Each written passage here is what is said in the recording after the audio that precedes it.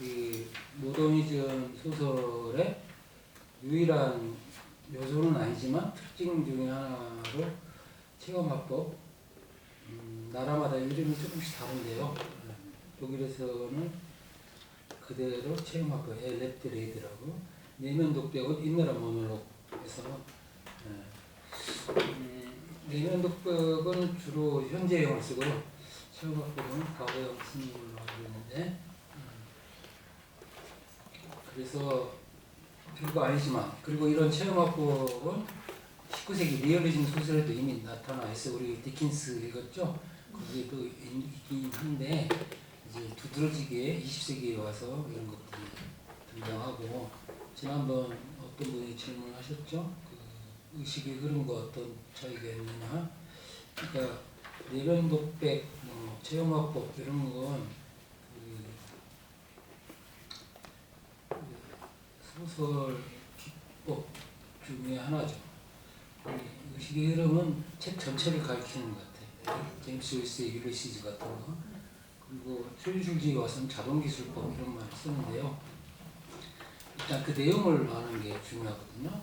왜 체험화법을 쓰는가? 제가 설명을 드렸죠. 직접화법. 잉이가 물었다. 제가 정원에 나가야 할까요? 따옴표를 해서 그게 직접화법이에요. 간접화법은 잉이가 정원에 나가야 하는지를 물었다. 그게 간접화법이죠. 근데 체험화법은 이제 잉이는 정원에 나가야 할까? 그러면 그 화자, 또 서술자라고 하는데 화자가 한 말인지 아니면 잉이가 스스로 생각한 건지 구별이 안 되잖아요. 이런 기법을 쓰는 이유는 그 소설에서 지금 등장하는 묘사된 그 인물, 주인공이나 아니든 인물의 심리, 내면을 마치 바로 옆에서 들여다보는 것처럼, 그래서 생생하게 독자한테 전달하기 위해서 이런 방법을 쓰는 거예요. 그리고 이건 좀 어려운 맥락이긴 한데, 서사가 위축되고, 자, 경험의 위축이라는 말을 썼거든요. 기억나시는지 모르겠다. 그 베냐민이 쓴 보들레르의 몇 가지 모티프에 관하여서 현대 모더니티를 어떻게 정의했습니까? 충격 체험이 규범이 된 시대. 규범이라는 건 보편화됐다는 뜻이죠. 충격 체험이. 그래서 거기서 많은 것들이 파생되는데, 어쨌든 충격 체험은 또 체험이라고도 하고, 체험의 본질은 충격 체험이에요.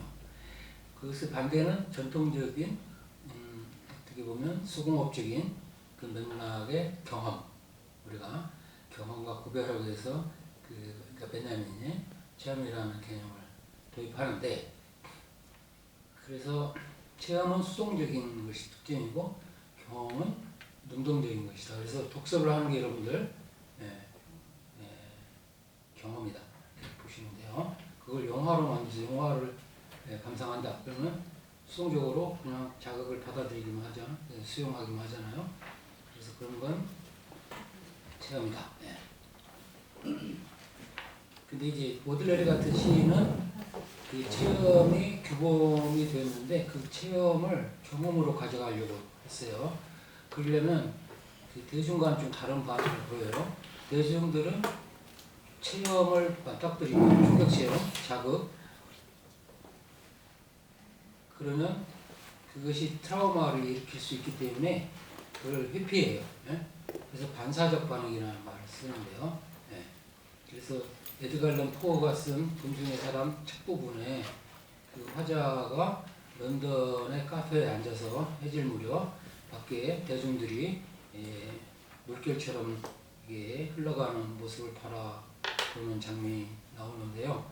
거기서 사람들은 마주 반대방에서 오는 사람들과 부딪히면, 그러니까 미소를 띄었다는 말을 쓰거든요.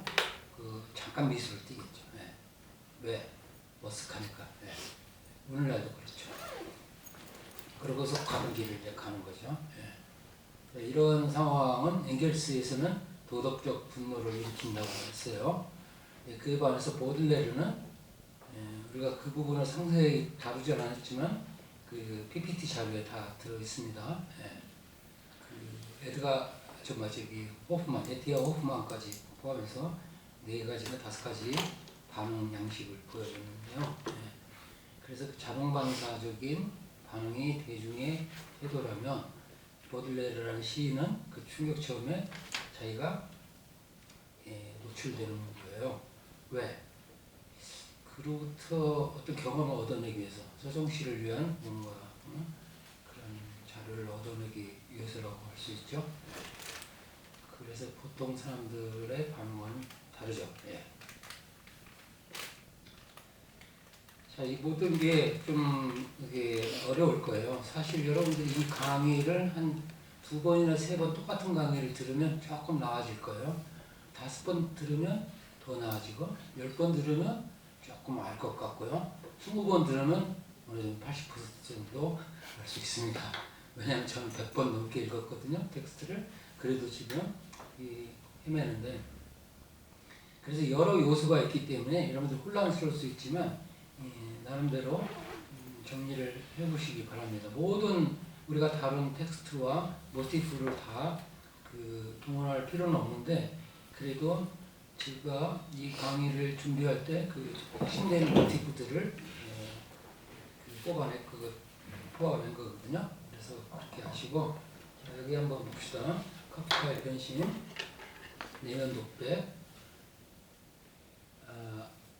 110페이지에 6째 줄, 7째 줄. 이렇게 거기서부터 이렇게도 힘든 직업을 택하다니 매일같이 유행이다. 이 일은 회사에서 하는 실질적인 일보다 훨씬 더 신경을 자극시킨다. 이 사람이 왜 파노원이죠? 네. 보험 상품 같은 거 팔러 다니는 아니면 뭐라고나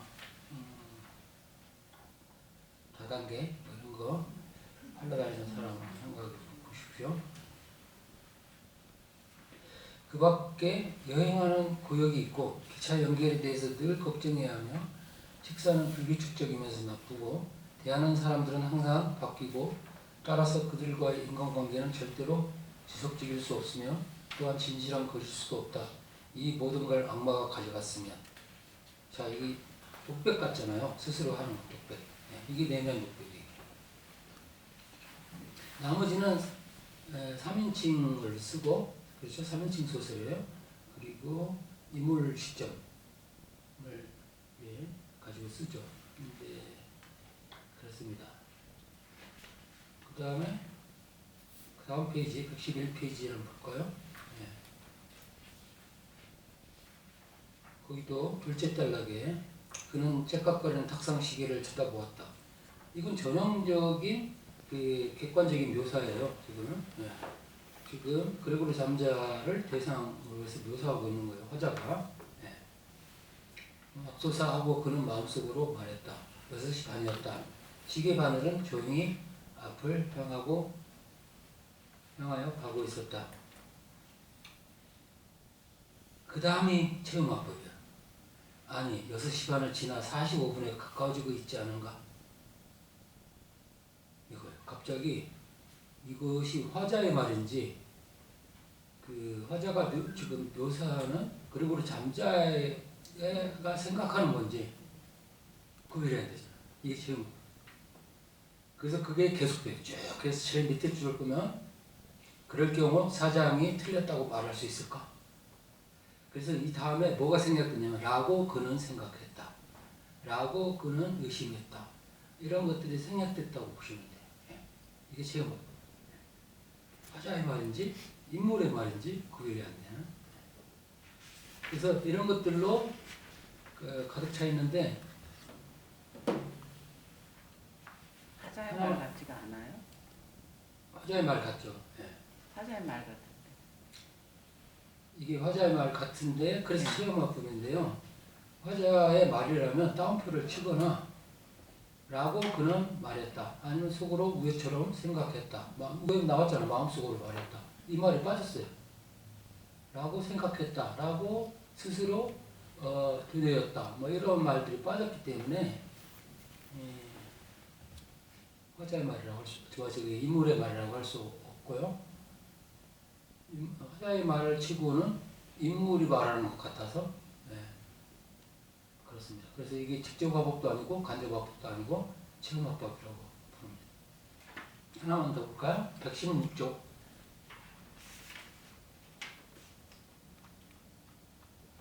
116쪽의 위 셋째 줄. 예. 세 번째 줄 끝부분에 왜 나는 조금만 늦어도 굉장한 의심을 사는 그런 회사에 다니는 신세일까? 직원 모두가 건달이란 말인가? 그들 중에는 아침 한두 시간을 회사를 위해 일하지 않으면 미칠 듯이 양심의 가책을 받고 그 결과 침대를 떠나지도 못하는 그런 성실하고 헌신적인 인간은 없단 말인가? 견습사원을 보내 물어보게 해도 충분하지 않은가? 지배인이 이렇게 직접 찾아왔거든요. 안 오니까. 지배인이 직접 와서 이 수상한 사건은 오직 지배인만이 조사할 수 있는 것이라고 온 가족에게까지 죄 없는 가족들에게까지 알려야 한단 말인가? 라고 그런 생각했다가 생각된 거야. 별거 아니에요. 제목. 근데 이런 것들이 과거에는 별로 없었어요. 직접 화법 아니면 간접 화법을 썼어요. 현대에 와서 탈예술화, 이게 좀 어려운 그 맥락인데요. 아도르노의 미학이론에도 나오고, 그러니까 보세요. 현실은, 외부 현실은 점점 소외되어 있고 물화되어 가고 객관화되어 가고 합리화되어 갑니다. 개인의 내면은 안중에도 없어요. 사회 현실은. 그렇기 때문에 내면이 점점 내면으로 빠져 들어가는 사람들이 심리로 객관적 현실을 뭐 문학에서 묘사하지 않죠. 개인의 심리, 내면을 묘사하기 때문에 내지는 그 관계를 지금 다루기 때문에 그래서 예술의 탈예술화 과정 그러니까 문학도 보면 이런 어떤 위기를 느끼게 됩니다. 이게 좀 어려운 맥락이고 어마어마한 맥락일 수 있어요. 그러니까 내가 소설을 통해서 독자하고 이게 소통을 한다는 이런 자연스러운 공감대, 유대, 어떤 공동체성 이런 것들이 무너져가기 시작하는 거예요. 그러니까 의식의 흐름이라는 것도 그럴 거예요. 그러니까 현실하고 차단돼가지고 그 몇 시간 동안 있었던 일을 그렇게 더 길게 소술된 시간보다 소술 시간이 더 긴 그러한 이제 서사로 바뀌는데 모든 이제 서사 작가가 그렇게 되는 건 아니지만 어쨌든 그런 제임스 조이스 같은 경우 그런 현상이 나타난다는 것 자체가 객관적 현실에 대한 묘사를 포기했다. 내면으로 들어가다 보니까 어떻게 돼요? 의식의 흐름 뭐 이런 걸 쓰게 되죠.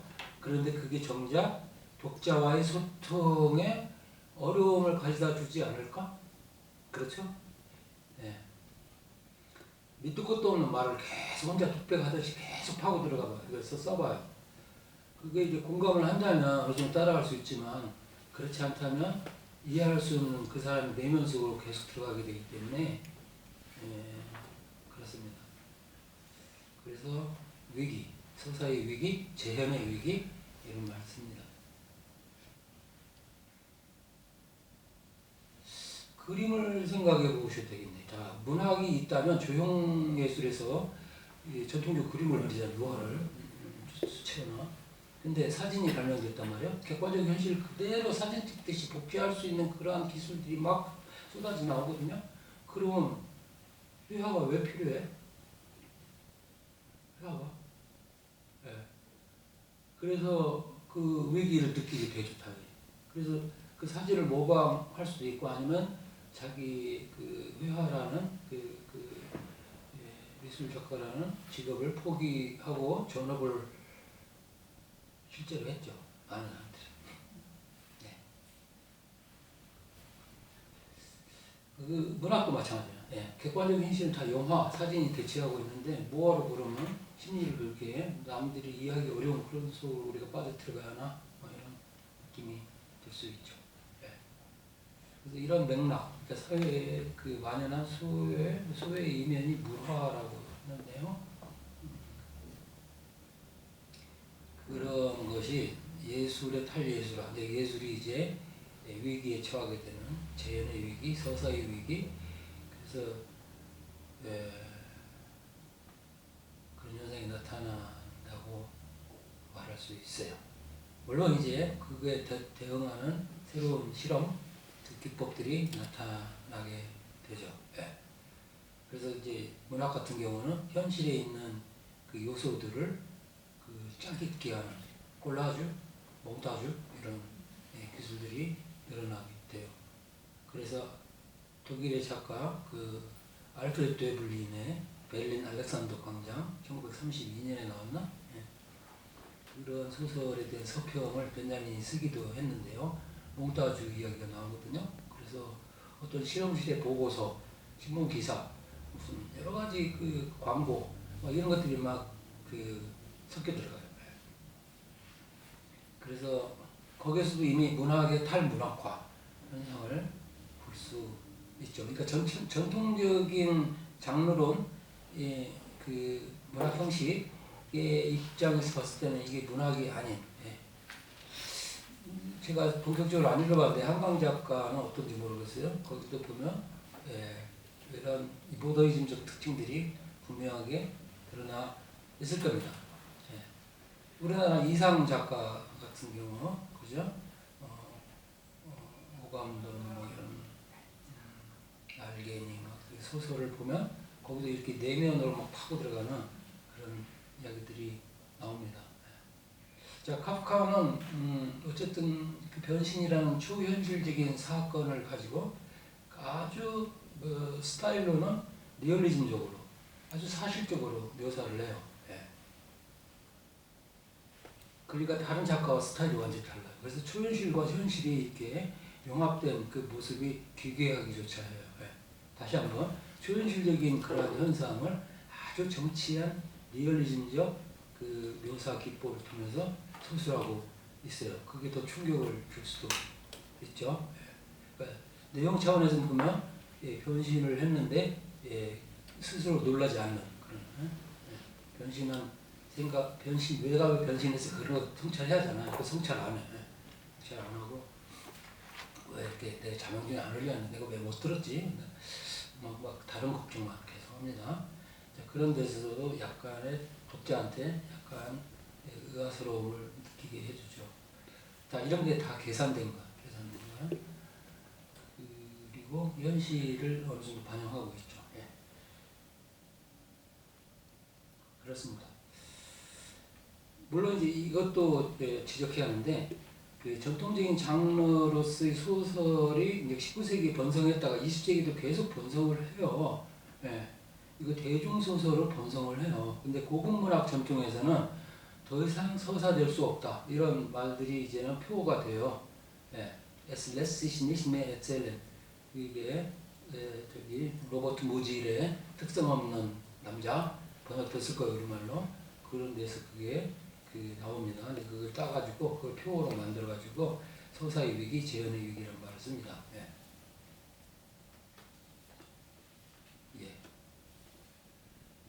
그래서 그 혼동하면 안 돼. 소설은 많이 쓰여지고 더 많이 생산되고 더 많이 읽히고 하는데 왜 소설의 위기라고 하지? 근데 고급 문학의 전통에서는 또 그렇게 보지 않거든요. 그림도 그렇지 않을까? 조형예술도. 일종의 위기예요. 그 위기를 돌파하려고 여러 가지 모더니즘 실험들이 나타나잖아요. 그 세잔 이후로 그 입체파, 미래파, 초현실주의 등등 야수파, 표현주의 여러 실험들이 등장하는데 전부 스타일이 좀 다르죠. 그게 모든 게 이제 다음에 로버트 휴즈 새로운 충격 다룰 때 다시 한번 반복되겠지만, 우리 생활 환경이 달라졌잖아요. 그래서 달라진 생활 환경에 어울리는 언어를 조형예술의 언어를 찾으려는 부단한 노력의 소산이에요. 그게 모더니즘이죠.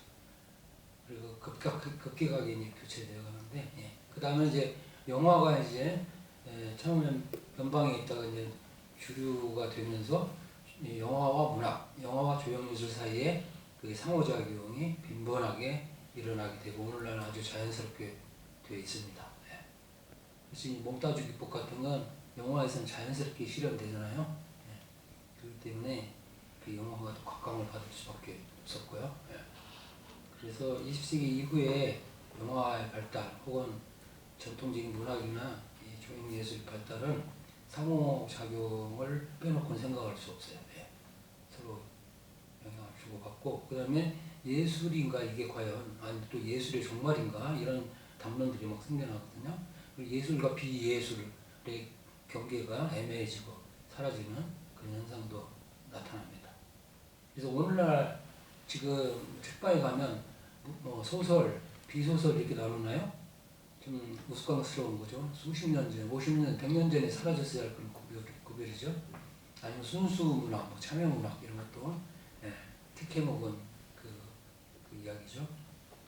왜냐하면 한강 작가가 글을 쓴다면 그게 꼭 소설에 속합니까? 아니죠. 예. 그 어떻게 보면 뭐 정신분석 그 보고서 같기도 하고 끊임없이 뭐 그 독백 같기도 한데 그렇다고 해서 또 이렇게 객관적인 어떤 우리가 그 얻을 만한 지식이 없는 것도 아니고 그래서 장르가 막 섞이죠. 프루스트의 마르셀 프루스트의 잃어버린 시간을 찾아서라는 소설이 있습니다. 대하 소설. 예. 그래서 비자의적 기억이라는 거 우리 베냐민 다룰 때 나왔었죠. 예.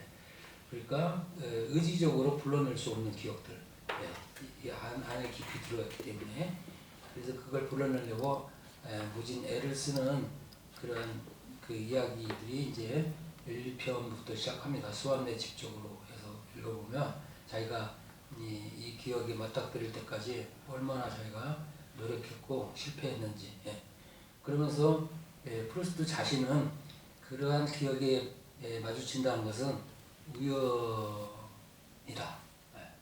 근데 베냐민은 뭐라고 했어요? 우연이 아니다. 왜냐하면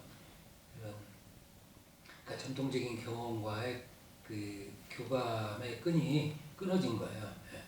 그렇기 때문에 그 개인의 경험이 공동체 경험과 자연스럽게 어우러져 있었거든요. 그 축제 같은 거 보시면 그래서 제가 5일장, 3일장 이야기를 잠깐 드렸는데 그러면 이제 기억이 떠오를 수 있는데 그게 이제 다 끊어져 버리고 시간은 양화되고 그래서 충격 체험이 보편화되고 하기 때문에 기억을 불러내기가 어려운 거예요. 그러니까 충격 체험의 그 기억은 의지적 기억이에요. 의지로 불러낼 수 있어요. 근데 무의지적 기억은 불러낼 수 없어요.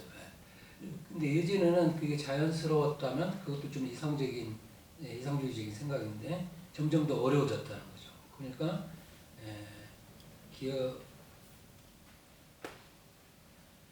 기억이 지금 위기에 처한 거예요. 그런데 그 불가능한 시도를 했다고 할 수 있죠. 그래서 그 소설 같은 경우도 그게 어떤 작품에 대한 미술평론이기도 하고요. 주석이기도 하고 소설이기도 하고 자서전이기도 하고 장르가 다 혼합됩니다. 그래서 이런 게 이미 모더니즘에 나타나는 특징인데 오늘날은 우리가 너무 익숙해져서 더 이상 그걸 뭐 생각지 않는지 모르지만 이건 전혀 새로운 현상이었거든요. 장르의 혼합. 아까 그 꼴라주, 몽따주 같은 현실과 예술의 경계가 무너지는 그리고 더 이제 예술을 아예 그냥 제도 예술이라는 이름으로 밀어내버리면서 스캔들을 막 의도적으로 일으키는 다다이즘 같은 게 나타납니다. 여러분들이 처음 막 이런 맥락 이야기를 들으면 뭐 어떻게 생각돼요? 좀 혼란스럽죠? 근데 이게 기회이기도 해요. 그 전통적인 틀에 박힌 그런 장르론이나 서사 기법이나 뭐 연속성, 총체성이 아니라 다 망가뜨리고 다 부숴버리고 그 파편들을 가지고 내가 새로 만들 거야. 영화처럼. 그래서 새로운 기회이기도 해요. 그전까지는 그런 게 묶여 있었다면 어떤 시학이나 이런 예술 그 법칙에 묶여 있었다면 그런 것들이 이제는 중요하지 않게 된 거예요. 그러니까 얼마든지 실험할 수 있게 됐죠. 드라마에서도 이걸 가리켜서 그 개방 형식이라고 말합니다. 그 전까지는 그 닫힌 형식이었다면 그래서 이제 게오 뷰시너라는 19세기 중반 무렵에 작가가 있는데 거기에서 이제 출발을 하는데요. 그래서 장면들이 보면 1막, 2막, 3막 이게 순차적으로 진행되는 게 아니라 장면을 몇 개 바꿔도 돼요. 그래서 개별 장면들의 나열 이렇게 되고 나중에는 포스트 드라마라는 말을 쓰는데 거기 보면 이제 장면 하나 가지고 다 이제 커버되는 그런 현상까지 나타나고 그래서 실험의 가능성 그러니까 전통적인 그 규범, 틀, 규칙 이런 것들이 파괴되면서 의도적인 비의도적이든 그렇게 해서 새로운 실험의 장이 열리잖아요. 그런 점에서 자유의 신장, 자유의 확대라고도 저는 봅니다.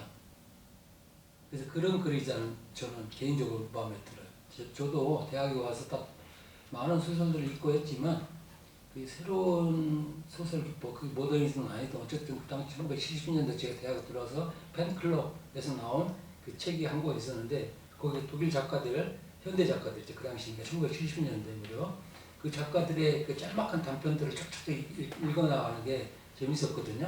네. 그래서 이제는 그런 틀을 벌써 벗어났어야 한다. 예.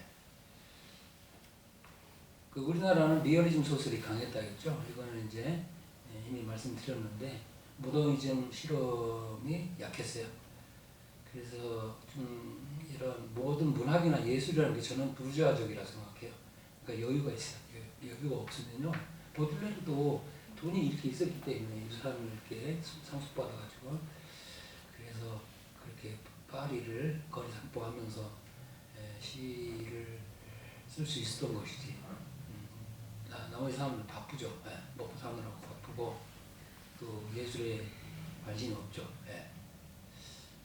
그렇습니다. 그래서 오늘날은 예술, 문학이라는 어떤 범주를 특정하기 어렵게 되었다. 이미 장르가 많이 혼합되었다.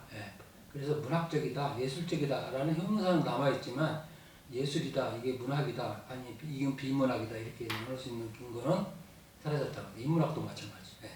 인문학은 고쳐져 있기 때문에 인문학이 없다고도 할 수 있습니다. 인문학적인 사유가 다 들어있습니다. 여러분들이 자연과학, 공학 하더라도 인문학적 상상력이 작용해요. 그럼 그 인문학 상상력이 따로 있고 무슨 자연과학적 상상력이 따로 있나? 그렇지 않습니다. 그게 연결되거든요. 그래서 경기가 무너져 간다. 그게 하나고 또 하나는 이제 실용학문, 뭐랄까 지금 문학이나 예술에 대한 가치가 중시됐던 그런 시대는 지나갔다고 볼 수 있을까? 어떻게 보면 물질 만능주의, 실용주의, 소비사회 이런 틀 속에서 문학이 세상을 책임질 수 없게 됐어요. 좀 슬프죠. 근데 이걸 또 기회로 삼아야 돼. 새로운 글을 쓰려는 글쓰기를 시도하는 작가들은 이런 현실을 냉철하게 보고 여기서 다시 그 상상력을 발휘해서 실험을 해나가야지 그냥 인문학이 망해간다, 갈시받는다 해서 그 탄식만 하고 있으면 뭐가 나옵니까? 그렇죠? 그래서 인문학의 위기는 인문학자들이 시대 변화를 제대로 읽어내지 못하고 거기에 대응하지 못한 만시지탄의 그 소리다. 저는 그렇게 생각합니다. 그 망하는 게 꼭 나쁜 건 아니거든요. 새로운 게 나오잖아. 지금 AI 시대에 지금 직업이 없어진다. 그럼 어떤 특정한 직업을 갖고 있는 사람은 굉장히 불안하고 막 짜증나고 그러겠죠. 근데 새로운 기회가 열리는 사람들한테는 그게 얼마나 좋은 기회예요. 그래서 항상 양쪽으로 생각하셔야 돼. 인문학이 망하면 뭐 다른 인문학이 나오겠지. 인문학이라고 이름 붙일 필요 없어. 인문학이 다 확산돼 가니까. 그렇게 생각하시고 그래도 이제 인문학을 이야기한다면 제가 이제 글도 하나 기고하면서 살짝 쓰긴 했는데요. 어쨌든 인문학적 사유는 전인적인 사유라고 생각하시면 돼요. 인간이란 무엇인가, 삶이란 무엇인가, 죽음은 무엇인가, 우리는 영혼이 있는가, 이런 근원적인 옛날에 형이상하게 다뤘던 그런 문제들은 세상이 아무리 바꾸어도 그거는 사라지지 않거든요. 그 물음들은. 그래서 거기에 대한 해답을 시도했다면 인문학에서 인문이 뭡니까? 사람 인자에다가 그럴 문자인데 그 그럴 문자가 글이라는 뜻이 아니라 문의 문자라는 뜻이에요. 그 중국학이나 그 한자를 하시는 분들 한번 물어보세요. 그게 인간의 문이에요. 인간이 사는 삶, 세계의 문이에요. 하늘의 문의는 뭐라고 할까 그러면? 천문이죠. 그걸 그럴 문자라고 써봐요. 하늘에 무슨 글이 써 있어요? 그죠? 하늘의 문이래. 하늘. 그래서 문이 문자라고 생각하십니다. 그 인문학은 사람의 삶의 그런 문이기 때문에 예. 그리고 얼마나 다양합니까? 저는 좋은 다양성 이야기 최재천 교수가 많이 하는데 저는 적극적으로 동감해요. 그런 것처럼 인간의 언어, 인간의 사유, 인종 모든 것이 다양성, 다이버시티가 보장되는 사회여야만 사회가 건강하고 풍요롭습니다. 근데 그게 획일화가 되어가고 줄 세우기로 되면 비극이 시작되죠. 불행이 시작돼요. 다이버시티를 생각해서 여러분들도 그래서 나는 나름대로 독특하게 뭘 시도하겠다 이렇게 그런 오기를 갖고 열정을 갖고 해야 합니다. 열정. 선생님께서는 그런 다이버시티를 어디까지 생각을 하시는 겁니까? 다이버시티는 모든 것. 아니 그러니까 뭐 동식물 같은. 예, 그러니까 최재천 교수는 종다양성 이야기를 하거든요. 네, 선생님은. 근데 그걸 너는 똑같이 인문학에도 전용할 수 있다. 그래서 다문화주의부터 시작해서 다원주의 모든 걸 인정하고 오늘도 보면 뉴스에 보면 아니 지금 화정역 제가 지하철 타고 오는데 막 사람들이 모여가지고 막 마이크를 꽥꽥대면서 무슨 시위하는 거 봤더니 그 차별금지법 그걸 발의한 국회의원들 매도하는 시위더라고요. 그러면서 아니 남자와 여자 말고 또 그 외에 또 다른 성이 있습니까? 당연히 있죠. 제3에서 서강에서는 이미 독일에서는 그게 합법화됐어요. 벌써 몇 년 전에, 수년 전에. 그래서 자기 성을 결정할 때 허용을 해요, 그 자유를. 그래서 나는 남자도 아니고 여자도 아니고 제3의 성이다. 그래서 서드 섹슈얼리티를 쓰게 돼 있어요. 쓸 수 있게. 근데 우리는 그거를 아예 이해조차 못하고 제3의 성이 뭐야? 그러니까 우리는 이제 그런 점에서 따라가게 되는데 어쨌든 그런 거예요. 그러니까 남성, 여성 이렇게 한마디 하지 말고 제3의 성이라는 것도 있고 인종 말할 것도 없죠. 예. 그렇지 않으면 인종주의가 됩니다. 그죠? 그러니까 선생님은 인간의 다이버시티를 말씀하시는 그렇죠. 거죠. 네, 근데 뭐 어떤 소설 막 이런 거 보면은 막 벼룩, 뭐 빈대 이런 것도 같은 생물이라고 뭐 이렇게 묘사해 놓은 것도 보고 해서 그건 저도 궁금했는데요. 아직 최종 결론은 못 내렸고요. 원래 그러니까 스님들한테 불교에서는 모든 생명을 존중하고 뭐 그렇잖아요. 방생하고. 근데 그런 맥락은 아니라고 그러더라고요. 자기 피 빨아먹는 모기가 달려오는데 모기를 사랑하고 자비를 베풀고 그래서 내가 빨아먹으라 이렇게 할 수 있지 않나. 그게 아니라는 그 이야기가 있습니다.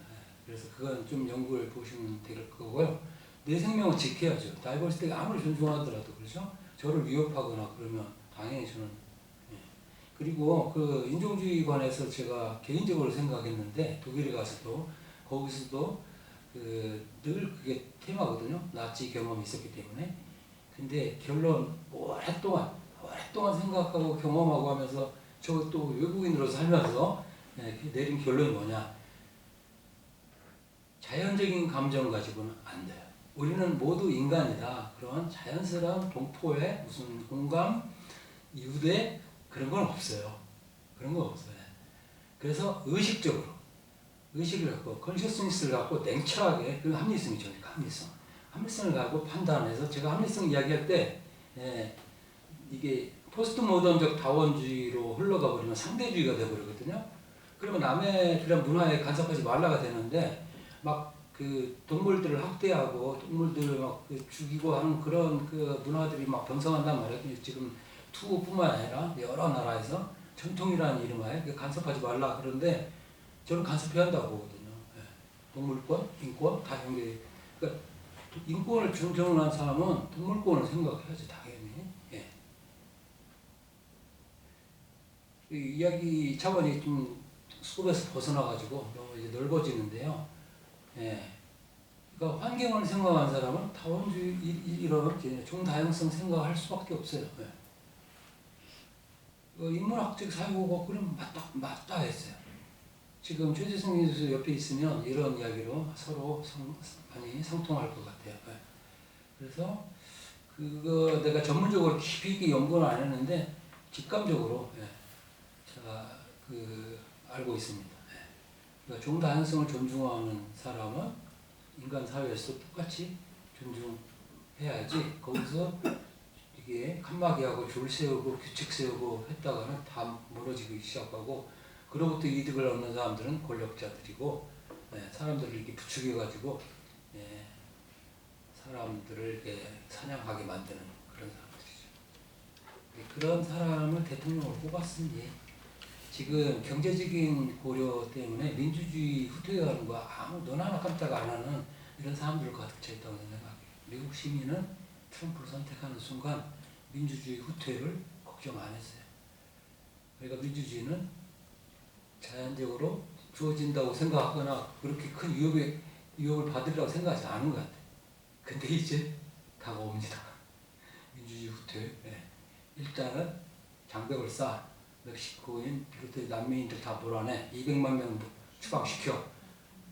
그거를 이제 하나만 추가하자면 그 계몽의 변제법에서 막스 호르카이머와 테오도 아도르노가 그 여러 개의 장이 있는데 문화산업론이라는 장도 있는데 그 반유대주의 요소들을 썼거든요. 반유대주의에 대한 탁월한 담론이라고 저는 생각합니다. 근데 그 끝부분에 티켓 사유라는 말이 나와요. 그러니까 히틀러를 뽑는 순간 히틀러가 유대인을 살육하는 걸 허락한 거예요. 제가. 그러니까 누구를 찍을 때는 그 당이 자기가 생각하는 환경 문제, 문화 문제, 경제 문제, 정치 문제 많잖아요. 거기에 어떤 그 영향, 파장을 몰고 올 것인가를 생각하지 않고 단순히 지금 당장 내가 지금 일자리가 지금 위협받고 있기 때문에 그 외국인들 때문에 그것 때문에 뽑았는데 그게 이제 다른 식으로 이제 번져나가는 거죠. 그러니까 외국인들이 일자리 뺏어가서 불안해하는 거 누구나 느낄 수 있는 거잖아. 미국만이 아니라 우리나라도 그럴 거예요. 그런데 그런 사람들이 모두 기후협약에서 파리 기후협약에서 탈퇴해야 한다? 그렇게 생각하는 사람은 아니잖아요. 근데 트럼프를 찍는 순간 지금 벌써 뉴스에 나오잖아.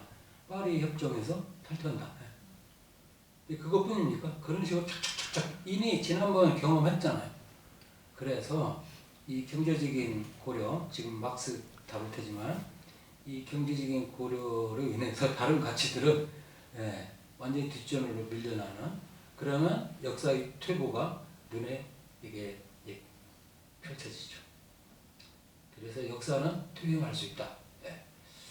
그것을 지금 보게 될 겁니다. 근데 이 모든 게 지금 경제적인 문제에 대해서 왔다 있잖아요. 그럼 신자유주의적 세계화 이야기를 해야 돼요. 사람들 경쟁으로 내몰고서 힘들게 만들면 어떻게 돼? 민주주의를 포기하는 걸 자기가 승인하게 되는 그런 쪽으로 갈 수밖에 없는. 그래서 경쟁을 막 부추기는 거예요. 그럼 그로부터 누가 이득을 얻는가? 제가 한번 이야기한 것 같은데 여러분들 어떤 사회 현상을 볼 때 항상 잊지 말아야 할 부분 이 현상으로부터 이득을 취하는 자 누구인가? 그걸 항상 물어야 돼요. 대개는 권력자들이 여당이든 야당이든 근데 그거에서 맞서서 이제 저항해야죠. 자 이게 이제 체험학부 별거 아니죠?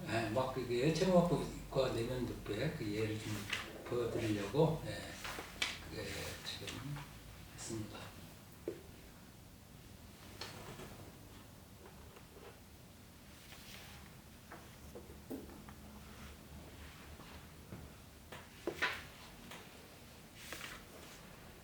제가 지금 찾아낸 것만 해도 한 30-40군데 됩니다. 그러면 이제 막스로 넘어갈게요. 이제 소에 뭐라 하는데요. 막스 넘어가기 전에 지난번 막스 웨버처럼 칼 막스 그 강의록을 들여다 보겠습니다. 혹시 찾을 수 있나요? 막스? 몇 페이지냐면요. 93페이지입니다.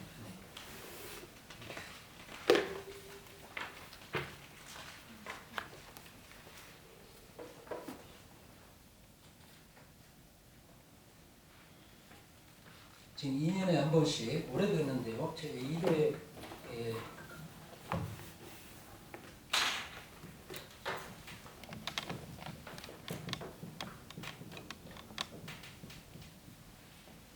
박스 코미날이라는 게 있어요. 이게 처음에는 이 학자들 말고도 실천가들 활동가들도 문과를 얻어가지고 막 토론하고 있는데 굉장히 컸거든요.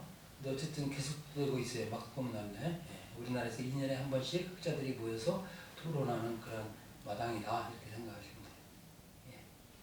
거기에서 막스코미날에 제가 초창기에 함께 있었는데 이거를 사람들 많이 모여놓고 이름을 뭘로 정할까요? 할 때 마르크스냐 막스냐 우리는 지금 표준어가 마르크스로 되어 있거든. 근데 막스로 대다수가 찬성했어. 일단 맑을 막자를 떠올린다. 막다. 두 번째 마르크스는 일본식 발음이다. 마르크스. 실제 발음은 막스 맞습니다. 그래서 우리말로 막스를 쓰면 좋아요. 그렇기 때문에 박종철 출판사에서 나온 책 이름도 전부 막스, 마르크스가 아니라 막스로 되어 있어요. 그래서 여러분들이 뭘 검색할 때 막스가 나오면 막스이스트들이 지금 하는 말이구나 이렇게 아시면 되고 마르크스는 이제 공식적으로 표준어로 되어 있습니다. 근데 왜 이렇게 마르크스 되어 있는지 원어 발음하고도 맞지 않거든요. 그건 잘 모르겠었죠. 어쨌든 막자가 그렇게 결정됐다. 그걸 이제 사람들은 마르크스로 쓰는데 그래서 두 가지를 다 검색을 하셔야 돼요. 읽어볼게요. 경제학 철학 수고. 그 전에 작품 해설 전에 이거 93페이지 위에서부터 한번 볼까요? 근대 자본주의 체제 속에서 노동자는 노동을 통해 자신을 파괴한다. 왜 그런지는 이따 한번 들여다볼게요. 노동을 하면 할수록 자본이 증식되고 그 자본은 바로 그 자본을 만든 노동자를 착취하기 때문이다. 노동은 자본의 원천이지만 자본이 노동자를 억압하고 파괴하기 때문에 노동과 자본은 모순 관계에 있다. 그러니까 상호 대립. 인간은 노동을 하면서 그 노동의 생산물로부터 그리고 자기 자신으로부터 그리고 유적 존재로서 동료 인간들로부터 소유된다. 자아 실현의 수단인 노동이 자아 상실을 낳는 것이다. 탈현실화라고는 또 그러는데 이것이 근대화의 비극이고 모순이다. 한국의 근대화에서는 여기에 식민지로서 겪은 비극이 불행이 첨가된다. 마르크스는 생산수단에 대한 사적 소유의 폐지를 통해 이러한 보편적 소유 상황을 극복할 수 있다고 주장한다. 그러나 자본주의는 폐지되지 않았고 그 대신 한편으로는 노동자 계급의 착취와 희생, 전쟁, 노동운동의 탄압 등을 통해 다른 한편으로는 사회주의적 요소의 감해, 분배의 경제학 등을 통해 스스로 위기관리의 능력을 키우면서 이러한 모순을 심화하거나 완화해왔지만 오늘날까지 이 근본적인 모순관계, 자본과 노동의 모순은 여전히 해결되지 못한 상태이다. 이걸 주요 모순이라고 합니다. 막스주의에서는 부차적인 모순들이 여러 가지 있는데 주요 모순이 자본과 노동의 대립이에요. 평등을 희생한 대가로 얻은 무제한적인 자유, 마르크스에 따르면 이 자유의 본질은 피비린내 나는 경쟁의 자유이다. 그러니까 저들이 부르주아들이 말하는 자유란 경쟁, 피비린내 나는 경쟁의 자유다 이렇게 말을 합니다. 를 구가하는 자본주의는 결국 인간을 주체에서 객체로 전락시킨다. 소유와 사물화는 여기서 생겨난다. 즉 자본주의적 현대에서 근본적으로 주체는 인간이 아니라 자본이다. 이 폐해를 깨달은 자본주의는 때늦은 처방이나 희생을 동반한 여러 처방을 내놓으면서 사회복지라든지 환경에 대한 의식 등 모순을 해결하려 노력해왔고 여전히 노력하지만 위기는 계속되고 있고 재앙은 도처에서 폭발한다. 제가 학자들이 말하는 인류세, 안트로포센가 지금 당면한 게 기후위기를 많이 이야기하잖아요. 이게 해결될 것 같아요? 안 될 것 같아요? 네. 왜냐하면 한 말 했어요. 자본주의는 자연사하지 않을 것이다. 그러니까 자연스럽게 죽지 않는다. 일단은 사회적 약자들이 먼저 희생당하고 그죠? 빈곤한 나라들이 부유한 나라보다 먼저 희생당합니다. 일단 물에 잠겨서 없어지는 나라도 생기잖아요. 태평양의 투발루 같은 나라. 그러나 이것을 해결하려 했던 공산주의, 특히 현실 사회주의는 대안이 되지 못했다. 왜일까? 인간의 이기심 때문에? 사회주의의 교정 가능성은 있을까? 자본주의는 스스로 각성할 것인가? 돌이킬 수 없는 파국주의에 각성할 것인가? 착한 자본주의라는 것이 가능할까? 풀리지 않는 숙제, 이 갈등과 모순을 어떻게 해결할 것인가? 작품 해설입니다. 오늘 경제학 철학 수고 1844년에 쓰였는데요. 막스주의의 철학적 세계관을 이제 기초를 놓았다고 할 수 있어요. 이게 발견된 건 1930년대입니다. 뒤늦게 발견됐어요. 그래서 많은 사람들이 이제 호평을 했는데요. 과연 막스주의가 그냥 단순히 정치 경제만 분석한 게 아니라 이러한 거대한 세계관이 있었구나. 예. 그 책의 중심에 이제 소외된 노동이 있는 거예요. 그래서 그걸 다룰 건데요. 일단 보죠. 막스의 수고로서 1844년 잡지 독불영감에 출판되었다.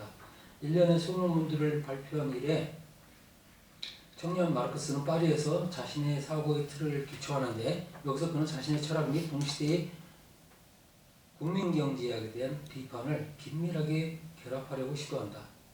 파리 수고라고도 불리는 이 텍스트는 많은 점에서 윤곽만 그리고 있기는 하지만 자유, 경제 및 사회의 내적 연관에 대한 마르크스의 이해가 거의 완벽할 정도로 성숙되어 담겨있다.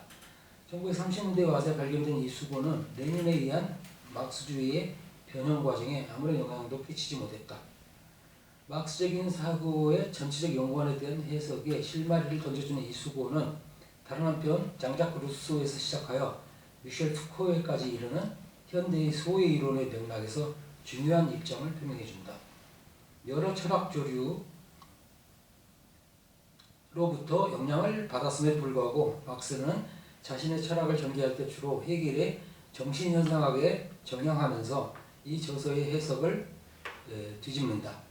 헤겔에게는 한 세계 속에서 완전히 몰입해 들어가 그 세계 속에서 그리고 그 세계를 통해서 자신을 온전히 소유하는 것이 절대적 지식의 특징이다. 절대정신이라는 말을 쓰죠. 인간의 역사는 이 운동을 반복할 수 있고 그로써 최상의 가능성을 실현할 수 있다. 막스는 이 해결적인 형이상학을 지향하면서 절대지를 인간 본질의 힘으로 파악하는데 이 본질은 행동을 통해서 인간적 가능성들을 놓치든지 자본주의에서처럼 아니면 이 자본주의를 공산주의 혁명을 통해 제거함으로써 새로운 인간, 유적 존재로서의 인간을 실현하든지 하게 된다. 이따 나올 때 유적 존재가 좀 생소한 개념인데 바로 막스를 떠올리는 중요한 개념이에요. 가뚱스웨이젠, 그러니까 인간을 유로 만드는, 그러니까 사회적 존재로 만드는 요소 이렇게 생각하시면 돼요. 인간은 개인이기만 한 게 아니라 공동체 속의 일원이잖아요. 사회를 형성하는 구성인자고 그 사회에 변화를 끼칩니다. 그래서 유적 존재, 가뚱스웨이젠 이 말 하면 바로 막스를 사람들은 떠올려요. 유적 성격, 유적 본질 이런 이야기들이 계속 나옵니다. 막스에게서 헤겔의 과정적 형상학이 절대적 의미를 갖는 유물론적 인간학이 된다. 인간은 영원한 과정 속에서 자기 자신을 창출하는데 이 과정은 단순한 자연적 사건이 아니며 인간의 심오한 유화 과정으로서의 노동의 바탕을 둔다. 자, 유화라는 개념이 소유의 개념하고는 혼동해서 쓰이는데요. 이 과정의 출발점은 한편으로 인간의 본질로서 이 본질은 그럼에도 자신을 유화하는 과정에서 완전히 잘못된 길로 갈 수 있으며 그리하여 다른 한편 노동은 다시금 인간 본질을 실증하는 일, 본래적인 본질로 나타날 수 있다. 인간 본질의 유화 과정을 위에 언급한 이상적 형태에 따라서가 아니라 역사적으로 관찰해 보면 역사적 대상화 과정이 지금까지 소의 형태로 이루어졌음이 드러난다. 그러니까 외화를 일단 이렇게 보시면 돼요. 자, 바깥 외자에다가 우리가 화할 화자를 쓰잖아요. 그러면 반대말은 내화 아닐까? 정신화? 자, 인간은 의식을 갖는 존재거든요. 그리고 그 의식은 단계가 있어요. 그래서 점점 이렇게 상승하고 발전한다면 그 최고 단계를 이제 절대정신, 절대지 이런 말로 해결이 표명을 한다면 그 절대지에 다다랐다면 그게 현실 세계로 다시 그게 작용해서 나가야잖아요. 자, 내면에서는 이게 마치 종교에서 상부보리 하화중생이에요. 내가 보리를 체득했으면 그걸로 끝나는 게 아니라 그 득도한 것을 풀어내자, 중생을 위해서. 그걸 떠올리시면 됩니다. 그 하화중생의 과정이 외화 과정이에요. 그 상부보리 과정이 내화 과정. 내화란 말 안 쓰지만 정신화 과정. 근데 그게 이제 외화되면서 낯설어지고 문제가 이제 생긴다는 건데요. 그러니까 생각할 만큼 그렇게 쉬운 과정이 아닌 것이죠. 예.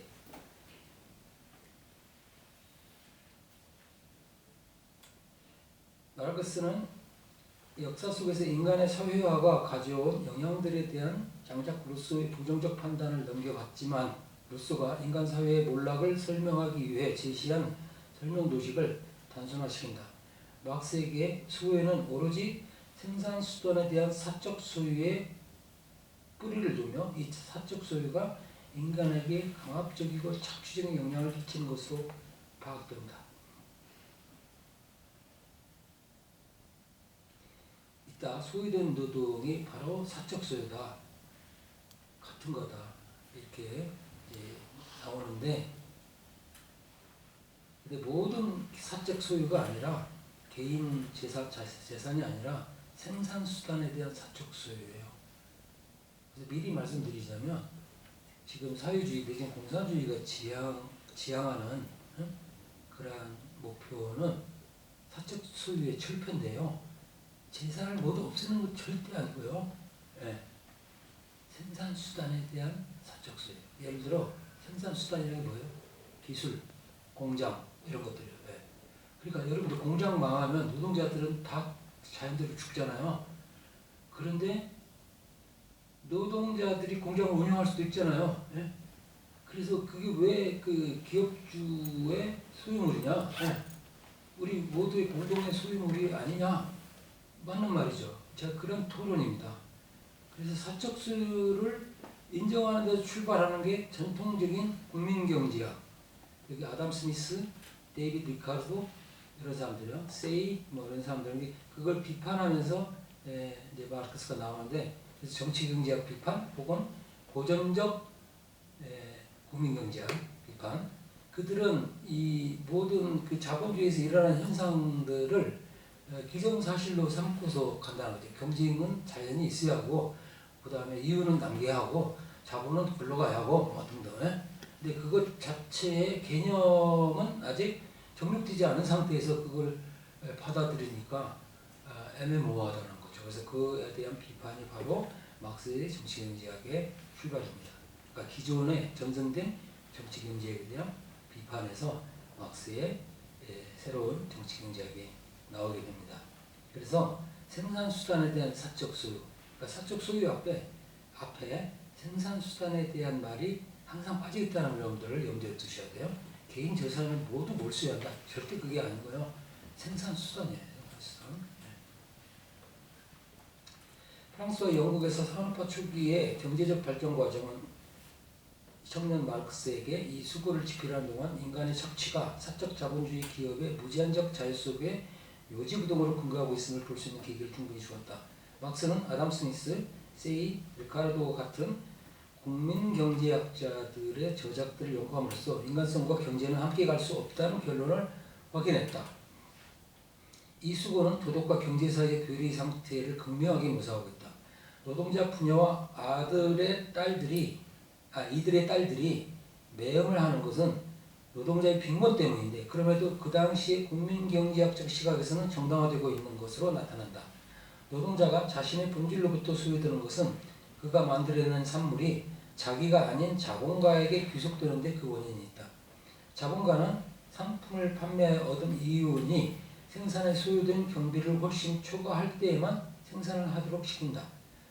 후기 주제인 자본론 혹은 자본의 잉여가치 이론이 이로써 이미 정초된 것이다. 노동의 결과물이 노동자에게 귀속하지 못하기 때문에 이 산물 속에서 대상화된 노동자의 본질은 상품의 주요 수익이 그 노동자 자신에게 되돌아오지 않은 채 팔리게 된다. 노동자의 본질은 그가 생산해낸 상품이 다른 사람의 이득을 위해 팔리는 가운데 소외된다. 노동자는 노동으로 인해 피곤하고 지친 몸이 되어 하루를 끝낸다 할지라도 자신과 자신의 가족을 더는 제대로 부양할 수 없다. 돈이 욕구와 대상 사이, 인간의 삶과 생활수단 사이의 투쟁이다. 생산에서 유일하게 적용되는 자본의 증식이라는 목표, 자본의 증식이 다른 말로 하면 자본 축적이죠. 목표를 통해 노동자에게는 인간답게 살 집과 자신의 욕구를 충족하기 위해 필요한 돈이 부족해집니다. 막스가 인간의 본질을 포여바크에 따라 감성적 본질을 구상하였기 때문에 기본 욕구를 충족하는 일에서 생기는 장애들은 인간적 본질의 파괴를 뜻하게 됩니다. 1945년 공산당 선언 혹은 공산주의 선언, 공산주의당 선언 여러 가지로 보적되는데 이전에 쓰인 이 파리 수고에서 이미 막스는 소외라는 부정적 현상이 실제적인 공산주의적 행동을 통해서만 지양될 수 있다고 말하면서 이러한 행동을 유발하게 될 역사에 대한 신뢰를 보여준다. 사적 소유의 긍정적 지향으로서의 공산주의에 대한 막스의 생각은 나중에 브리스리스 스피란 독일 이데올로기에도 등장한다. 그가 말하는 공산주의는 사회적 욕구를 충족하기 위한 원시 형태로서의 조야한 공산주의도 아니고 민주주의나 독재적인 정치 형태에서 볼 수 있는 단순한 정치적 공산주의도 아니다. 마크스적 형태의 공산주의의 출발점은 사적 소유의 기초를 둔 지금까지 인간의 생산 방식을 변화시킴으로써 인간적 본질을 유적 존재에서 인간적 본질을 전유하는 일을 가리킨다. 이 전유란 말이 좀 낯설죠? 근데 많이 나와요. 자기 것으로 만들다 이런 뜻이에요. 획득하다. 산업 생산은 인간과 자연의 완성된 교류가 되어야 하고 개체로서의 인간과 유는 이게 사회적 존재라고 했잖아요. 그죠? 사이에 완성된 조화가 되어야 한다. 사적 소유가 사라짐으로써 신체적이고 정신적인 의미에서의 소유가 종식된다. 눈은 인간의 눈이 되었다. 그것은 그 눈의 대상이 사회적이고 인간적인 대상, 인간을 위해 인간으로부터 연유하는 대상이 된 것과 마찬가지이다. 서두에 언급한 변주법적 연관관계, 즉 인간의 소유가 초래된 조건들 속에 동시에 그것을 지향할 조건들이 놓여있다는 사정은 완성된 공산주의에 대한 막스의 생각에도 적용된다. 일상적인 물질적 산업은 인간의 본질적 힘들이 펼쳐진 책과 하나가 되는데 단 그것은 노동자들의 노동이 조직된 연후에 그 노동이 실제로 사회적 노동이 되었을 때이다. 막스는 나중에 자본에서는 많이 삭제된 형태로 이러한 인간의 욕구들이 수렴되고 자연과 자유의 통일이 이루어지는 유토피아적 상태를 추구했다. 그러나 그가 한편으로 부르주아 생산 방식의 발전된 형태를 받아들이면서 다른 한편으로 노동에서 인간적 본질의 대상화를 실현하고자 한다는 점에서 의혹이 생겨난다.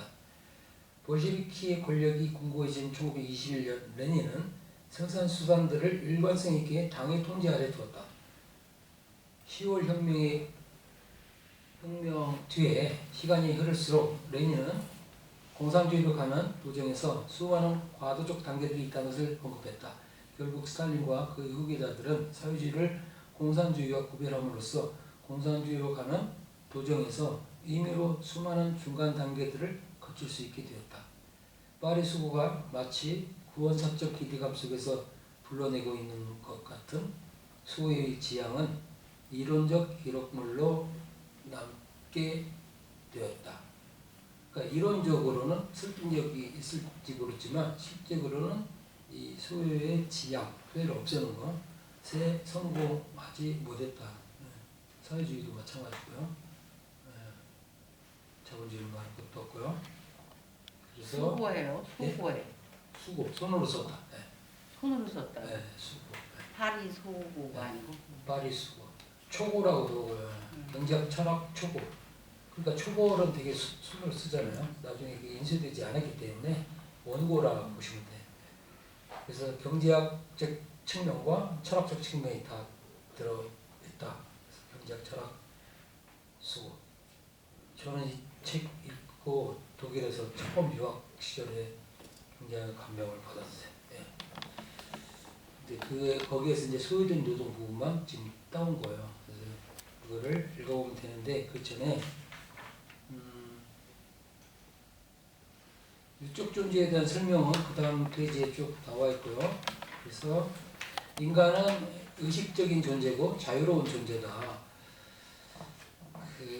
타율적 존재가 아니고 그래서 여러 의미가 함축되어 있는데 인간을 인간으로 만드는 그러니까 인권, 인간의 존엄, 사회적 존재로서 인간 이런 모든 것들이 다 들어있죠.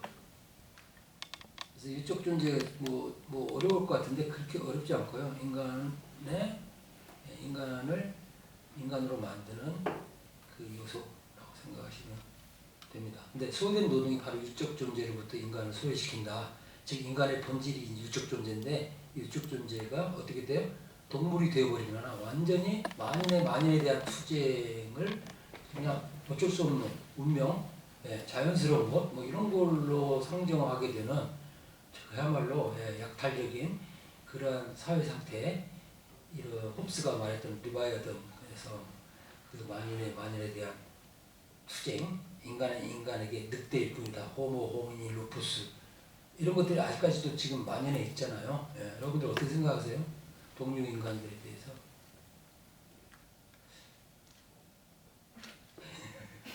어려운 문제인데 소외 이런 데 좀 쉽게 지금 그 틴들러 노에스 리트라투르 렉시콘에서 소외 부분을 따온 건데 이 렉시콘은 제가 즐겨 본다 했잖아요. 이걸 능가할 책이 없어요. 제가 보면은 완전히 감명하게 압축해서 썼는데 이 글을 쓴 사람도 끝부분에 가서는 이게 약간 상대화 시키려고 하고 있어요. 부르주아 사회학자이든지 아니면 이런 것도 좀 비판의 요소도 좀 집어넣어야 좀 균형이 맞는다고 생각하시든지 항상 이렇게 양념을 넣더라고요. 그래서 그러려니 하고 있는 건데요. 그 다음 것은요, 좀 쉽게 돼 있어요. 여러분들 어렵게 생각하지 마시고, 브록하우스라는 그 백과사전에서 제가 소외 부분을 가져왔습니다. 자, 영어로 alienation, 독일어로 entfremdung, 그러니까 소외된 노동은 entfremdet Arbeit죠. 자, 일반적으로 낯설게 하기의 행활동 또는 낯설어지는 과정 및 이러한 과정의 결과를 가리킨다. 그러니까 프렘트란 말이 들어있는데요. 그 alien은 뭐예요? 지금 그 영어로 alien하면 그 이방인 그렇죠? 외계인 그렇잖아요. 그러니까 낯설다. 철학과 사회과학에서 소외는 우선 선험 철학적 의미에서 피시티에 따르면 자아가 비자아로 외화되는 방식을 통해 자기 자신을 파악하게 되는 과정을 지칭한다. 어려운 것 같지만 아까 제가 잠깐 설명했어요. 외화. 그래서 그렇게 어렵지 않습니다. 소외의 개념을 철학적 용어로 명식으로 도입한 헤겔에게서는 정신이 자기 자신에 이르는 변주법적 도정에서 필수적으로 거치는 단계를 가리킨다. 막스를 통해 소외 개념은 자본주의적 생산관계에서 생산자로서의 인간을 자신의 노동의 산물로부터 소외시키는 대상화를 특징 짓는 개념이 되었다. 즉 노동력이 상품이 된다. 막스에 따르면 자본주의에서 노동자는 사유재산제로 인해 생산수단으로부터 배제되어 있다. 노동자는 그렇기 때문에 그가 타인에 의한 소유로 인해 그에게 낯선 대상들로 화하는 가치들을 생산해내는 그만큼 인간으로서 탈현실화된다. 그에게 우연적으로 나타나는 노동 분업을 통해 그는 동시에 다른 사람들로부터도 소외되며 그것은 그의 노동이 역시 타율적으로 규정되어 있기 때문에 특히 그러하다. 막스는 종교적 소외, 정치적 소외 및 경제적 소외를 서로 구별하고 경제적 소외가 전자의 소외들의 근원이라고 봤다. 그러니까 여러 형태의 소외가 있는데 경제적 소외, 지금 노동자가 이 노동자라고 말했지만 인간이라고 보시면 돼. 인간이 생산 활동을 하잖아. 뭔가를 활동을 하잖아. 생산 활동을 노동이라고 말하고요. 그래서 뭔가를 만들어내잖아. 근데 만들어낸 것이 낯설게 대립한다는 거예요. 왜냐하면 자기한테 속하지 않은 거예요. 자기가 만들어냈는데 불구하고 누구한테 가요? 자본한테 가죠.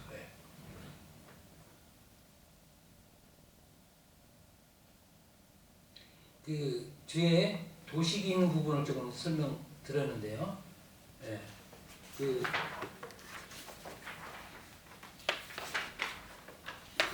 M, C, M 다시 자본론 1권 4장 자본의 일반 공식에서 발표한 건데요. 그 거듭해서 읽어 보시고요.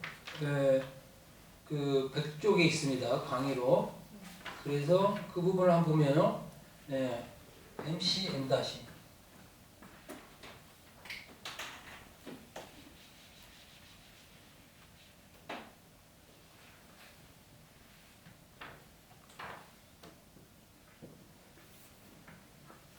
자, 상품, 커머디티가 화폐, 머니를 통해서 다시 다른 상품으로, 이 상품을 파는 사람이 돈을 받고 그 돈을 가지고 다른 상품을 사고 물건 떠올려 보세요. 이게 자연스러운 공식인데 자본주의는 이렇게 돼요. 머니가 상품을 만들어내서 파는데 M이 돼버리면 돈조치기가 되잖아. 투입한 돈만큼, 자본만큼 그것이 그냥 그대로 돌아온다면, 그게 또 더 적게 들어온다면 그냥 마이너스 장사를 한 거고, 항상 이 다시가 있어야잖아. 이거를 잉여가치라고 합니다. 이 잉여가치가 당연히 이게 C가 이제 여러 가지가 있는데 상품, 이게 노동력이라는 상품도 포함되어 있죠. 그래서 돈을 기업가가, 자본가가 돈을 투자해서 노동력을 산단 말이에요. 그 노동력을 투여시켜가지고 만들어냈는데 상품이 결국은 처음 투여한 그런 여러 가지 원자재, 노동력, 뭐 여러 가지 그 감가상각비, 무슨 공장 비용, 뭐 부대 비용 여러 가지 있잖아요. 그런 것들을 그 투여해서 나중에 상품을 만들어내서 파는데 그것보다는 원가보다는 더 많이 받아야 하잖아. 그걸 이윤이라고 하죠. 이거 잉여가치의 이윤 부분이에요. 이윤을 만들어내지보다는 즉 자본 축적을 하지 못하는 자본은 자본이 아니에요. 그래서 자본주의는 잉여가치, 자본 축적을 통해서 잉여가치를 이제 만들어내야 돼요. 이게 상품이 여러 가지가 있을 수 있어요. 금융자본도 있어요. 돈을 가지고 돈이 돈을 막 만들어내고요. 이자 이런 것들을 만들어내는 그런. 그래서 어렵게 생각하실 게 아니라 화폐가 상품으로 변했다가 다시 화폐로 변하는데 그 화폐가 원래의 화폐보다 더 비싸단 말이에요. 그 이윤이 들어있어서 그래요. 그 잉여가치를 빼가는 거죠. 누가? 자본가가. 그래서 재투자를 해서 M2-를 또 만들어내죠. 이게 자본의 순환이에요. 이 순환 그 법칙을 벗어나면 자본이 아니에요. 다른 자본이 먹혀요. 아니면 여기서 돈을 집에 쌓아놓잖아요. 재화를, 돈을. 그건 자본이 아니에요. 자본은 이런 생산에 투입돼야 돼요. 거기 노동력은 하나의 상품으로서 들어간다는 거죠. 계산된다는 거죠. 자, 노동자한테 돌아와야 할 것을 자본가가 가져가는 거예요. 그래서 이걸 착취라고 하죠. 착취. 뽑아가는 거예요. 자, 자본주의는 착취를 합법화시킨 거예요. 이걸 적법해요.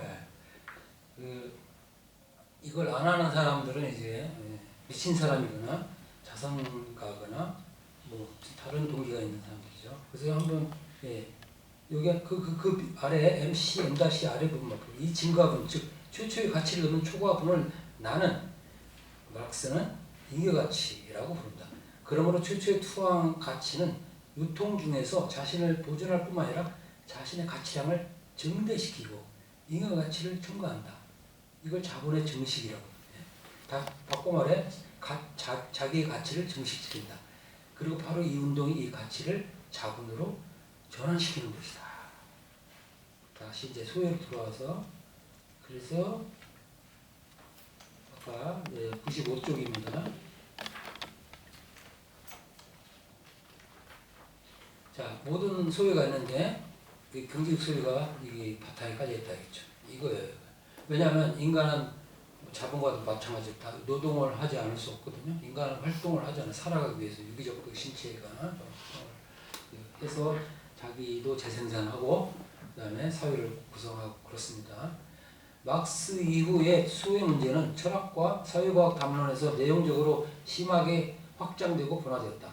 사물화, 타율, 비인간화 등의 개념들을 통해 소외 문제는 종종 문화 비판적 방식으로 다뤄지면서 사회문화적 변혁들, 산업화, 합리화, 도시화, 대중화, 문화적 타락이 인간의 개성에 미치는 부정적 영향들을 의미하게 되었다. 여러분들 그 카프카 해석에서도 그렇지만 제가 어릴 때 청년기까지 주류 철학 흐름이 뭔 줄 아세요? 실존주의였어요. 실존주의. 많이 들어보셨죠? 이 실존주의가 이 소외된 노동을 나름대로 자기들이 가져가는 거예요. 근데 문제는 뭐냐면 이런 정치 경제적 맥락을 그 탈각시키면서 인간의 외로움, 인간은 어차피 고독한 존재고 막 이런 식으로 되기 때문에 실존주의는 그때 전 젊었을 때 모르고 그게 막 경도됐죠. 빠져들었는데 실존주의 이거 문제가 있네. 예, 가짜네. 그래서 저는 그 유물론적, 지금 역사적 유물론, 아니면 변동적 유물론의 시각에서 볼 때는 실존주의는 가짜예요, 가짜. 이 소유를 가지고 나름대로 싹 이걸 포장해가지고 팔아먹는. 그래서 일단 우리가 막스를 다룰 때문에 막스를 그 비판적 거리를 갖고 의심하고 막 보는 것도 좋지만 일단 접어두고 이 사람을 충실히 따라가는 게 좋아요, 여러분들. 어디까지 이 사람의 논리가 가나. 그래서 비판을 조금 자제하고 그래서 봅시다. 그래서 이런 부정적 영향들을 총체적으로 지칭하는 개념으로 부풀리게 되죠. 부풀려졌어요. 그래서 개혁 진메일은 문화를 창조하는 인간과 그의 창조물들, 즉 객관화 과정을 거치면서 독자적으로 독립하게 되는 그 창조물들 사이에 점증하는 생소함을 보았다. 막스 웨버는 현대 자본주의와 관료주의화 과정이 기술 경제적 구조들의 강철 같은지 이걸 수율이라고 번역되어 있어요. 우리 텍스트에서는 수유로 만든 우리다. 네. 그래서 아이언 케이지를 만들어냄으로써 압도적인 구속력을 가지고 개인적 삶의 양식을 규정하게 될 위험을 감지했다. 비판이론, 이게 프랑크푸르트 학파인데요. 비판이론과 문화비판적 네오막시즘의 이론가들 아도르노, 마르쿠제, 프롬은 여러분 들어보셨죠? 에릭 프롬. 에릭 프롬. 이거 저기 프랑크푸르트 학파예요. 소유냐 존재냐. 그거 읽어보면 소유의 이론 다 들어있다고 보죠. 철저하게 지금 뼈대는 다 가져와서 하는 겁니다. 그래서 막스만 막 이상하게 보지 마시고요. 막스의 아류들이 쫙 깔렸어요. 우리가 다룬 벤자민도 거기 중에 하나예요. 이따 살짝 볼 텐데요. 예. 물론 조금 스펙트럼이 다르긴 해. 그 어떤 뭐랄까 극복 방식, 그러니까 처방은 다르긴 한데 진단은 다 똑같아요. 진단은. 예? 그래서 이러한 사람들은 정치적 경영들과 점증하는 경제화로 인해 인간이 자신의 진정한 욕구들부터 소외되어 조작된 겉보기만 만족할 뿐인 단지 복지에만 정향하는 시민이 되는 경향을 우려했다. 특히 아담 샤프는 민족사회주의적 국가사회주의라고 하는데 나치즘을 가리킵니다. 사회체제에서도 전체주의적 관료주의적 지배체제로 인해 소유현상들이 상존한다는 것을 인식했다. 나렌더로프였다는 사회학은 이것이 인간을 사회적 역할들의 담당자들로서 분석하게 되고 개인을 탈개성화되고 파편화된 부자유한 역할자들로 소외시키게 됨으로써 소유에 기하게 된다. 미국에서는 소유라는 범주를 경험과학적 개념으로 변화시켜 사회심리학과 산업심리학의 연구에 응용하려는 시도들이 나타났다.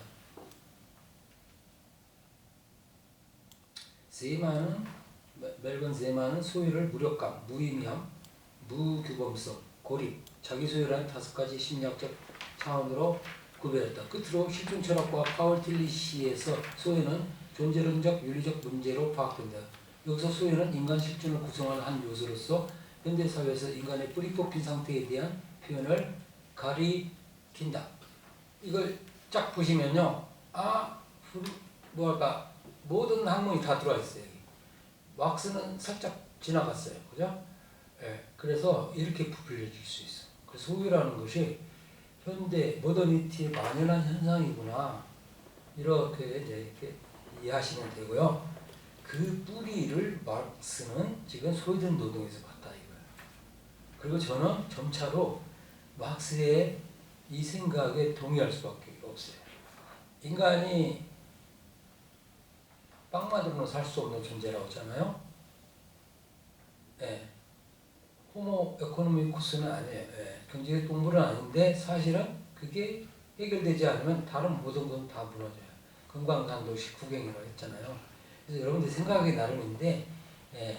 빵만으로 살 수 없다? 내 빵이 없으면 다 죽는다. 이렇게 돼요. 인간은 빵만으로 살 수 없지만 빵이 없으면 존재가 안 돼요. 네, 이런 것들이 여기서 이제 여러 이제 이론들이 나오네. 그걸 막수주의라고 부르든 뭐라고 부르든. 네. 근데 다소간 막스를 떠나서는 생각할 수 없어. 왜냐하면 여기로 수렴하기 때문에 거기서 이제 여러 이제 분파들이 갈라져 나오고 생각들이 뭐 영감을 받고 막스 베버도 영감을 받았을 거예요. 막스로부터. 자기 나름대로 이제 프로테스탄티즘의 윤리를 찾아내가지고 막스 자본주의를 추동하는 게 무엇일까 이런 걸 많이 고민하는 거지. 그렇기 때문에 앤서니 기든스는 둘이 대립하는 게 아니라 상부적이다. 그래서 막스 베버의 태제는 막스의 변종적 유물론에 아주 확대를 가져왔다. 뭐 이런 말도 쓰는데요. 어쨌든 경제적 사망, 그 다시 말해서 소외된 노동 부분입니다. 이 부분은 이제 잠깐 쉬고